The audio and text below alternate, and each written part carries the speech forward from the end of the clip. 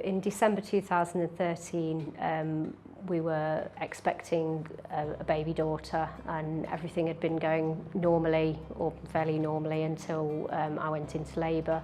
And then very much at the last minute, we found out our daughter was going to be stillborn when I was in advanced labour. And it was just the most devastating moment of our life. Me and my wife Julie, obviously we're a same-sex couple, so we had to have IVF, and then we were got pregnant first time with our little girl Alex.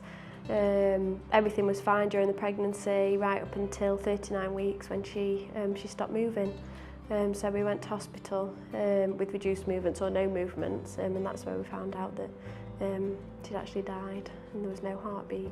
And we had absolutely amazing care from the staff at NUH. But unfortunately the room resources and all the things that were available in the midwifery-led unit didn't quite match the level of care we were getting from the staff, because it was all geared to healthy babies. What many parents find very distressing when they have a stillbirth is that they can hear other babies and other mothers. After I'd delivered my daughter, I went back to the labour suite, and I was in a private room, but it had just got a single bed and a single chair. It had got leaflets about feeding your baby and looking after your baby and newborn clothes and an empty cot in the room. We were still around other families that were having babies. You could hear the other mums in the rooms nearby. It just felt like the wrong environment. We could hear newborn babies crying around us. We couldn't really relax because it was still quite clinical. Although there was no baby material around, it was still quite a clinical environment. The most distressing thing for me was to hear a dad outside my room on the phone to his family celebrating the birth of his daughter.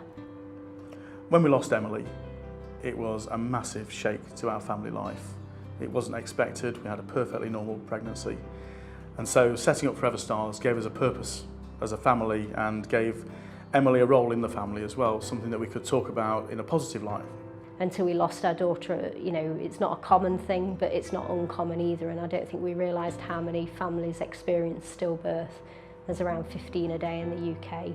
We just felt that that was too many, it was too many within the hospital to not have a facility. In 2014 we started fundraising, and we thankfully raised £115,000, which helped us fund the Serenity Suite at the Queen's Medical Centre. We are truly grateful here at NUH to work with Forever Stars to receive the benefits from the charity and the fundraising that they have done. Since the suite here has been open, we've had lots of contact from families to say how nice the suite is, how it's allowed them that time with their baby, it allowed them the time together as a family.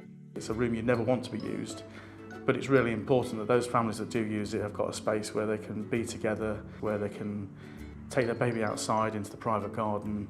All of those things that you don't appreciate how precious and how treasured those memories are going to be, but you're actually creating a lifetime of memories with your baby.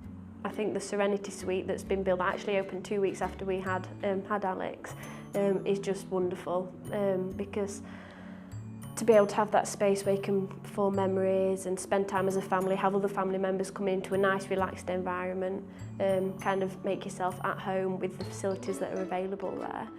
I'm very proud of my daughter. I'm very proud of what she looked like and the fact that she's in our family, and I want people to feel as comfortable listening to me talk about my daughter as I feel about talking about her.